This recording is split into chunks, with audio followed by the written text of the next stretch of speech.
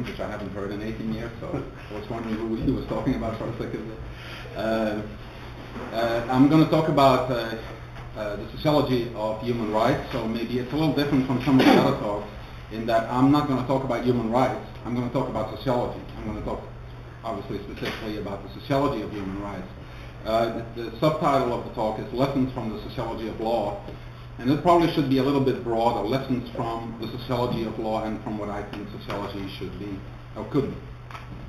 And I have to admit, first of all, that I am not primarily, or maybe not even at all, a sociologist of human rights.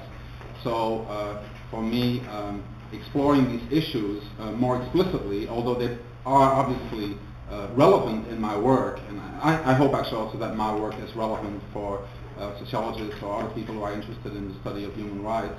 I have not approached any of the subject matters that I have researched empirically in terms of an explicit focus on human rights.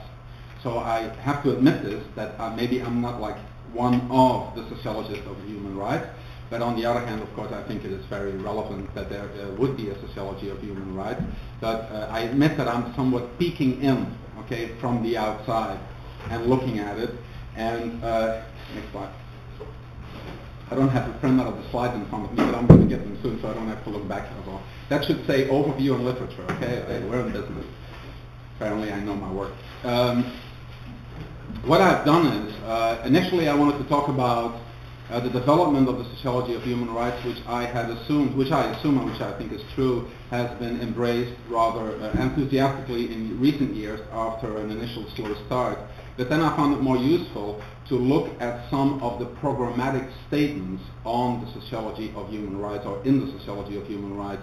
So what I have not looked at are, let's say, empirical studies in the sociology of human rights or other social science studies of human rights. And I think actually that there has to be some kind of a special relationship between such empirical studies on the one hand and between programmatic statements on what sociology of human rights should be on the other. And that relationship that is not, well, it's not obvious, it's not self-evident. There's many different histories in the intellectual history of sociology that could be emphasized in that particular respect.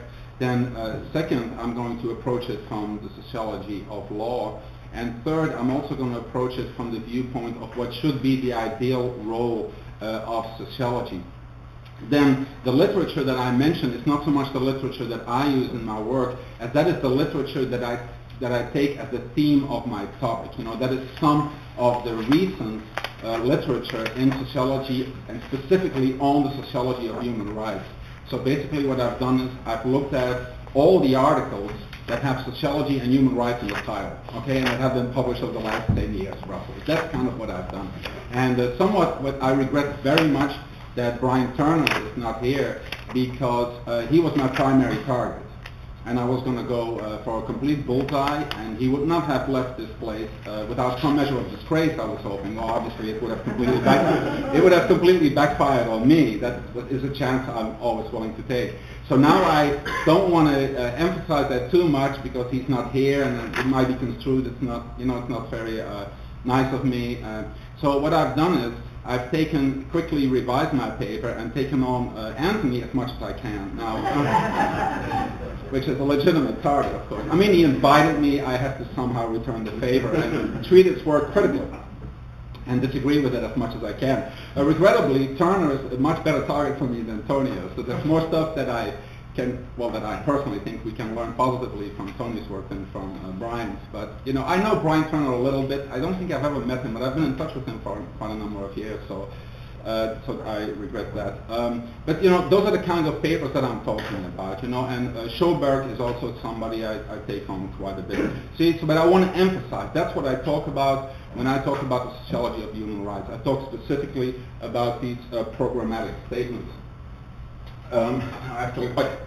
So first of all, in the paper, I should say also the paper is very rough draft. I wrote it very quickly, and I apologize for that, but I'm sure I'll get something better as I keep working on this and as I benefit from this conference.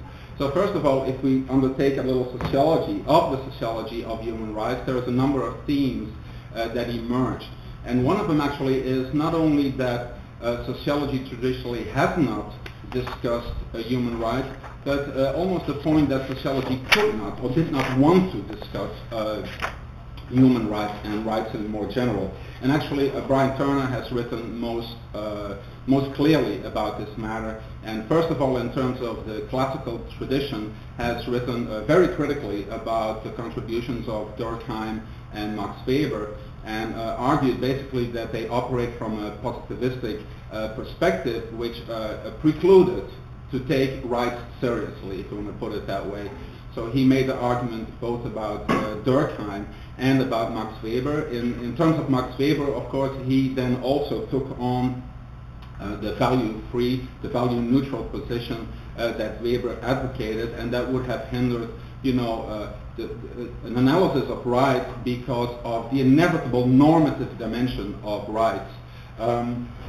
Yeah, okay, had to check. So basically, what Turner is regretting in the classical traditional sociology is that they escape or try to escape from philosophy and broke with philosophy. So there is no philosophy in these sociologies, and therefore there is no serious discussion or appropriate discussion in terms of view on rights. The critique on Marx, of course, is a little different, and I think Tony's work has been very helpful in that respect. Obviously, Marx had a very distinctly philosophical orientation, so one could not blame him for not doing philosophy. One could blame him for doing the wrong kind of philosophy. You could say it's a reductionist economic philosophy of rights. And that's actually a point very well taken. There's a famous quote by Marx, which I use in my Sociology of Law books, when Marx says, "There is no history of law, politics, and rights." So what he means is there is no independent history of politics, law, and rights.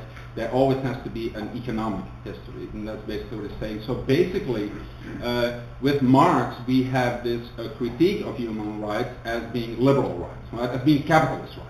That's basically what it is, right? So, which is not only a philosophical critique from Marx, but which makes his work less valid or less valuable, I should say, in a sociological sense, because it reduces rights to an economic reality, to any other economic, to any other social reality, and so you have this reductionist point of view.